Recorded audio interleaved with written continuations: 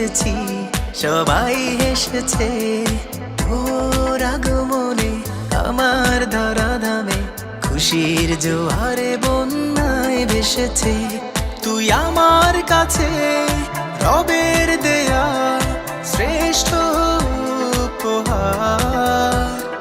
তুই আমাদের অমূল্য রতন, আদরের মনিহার।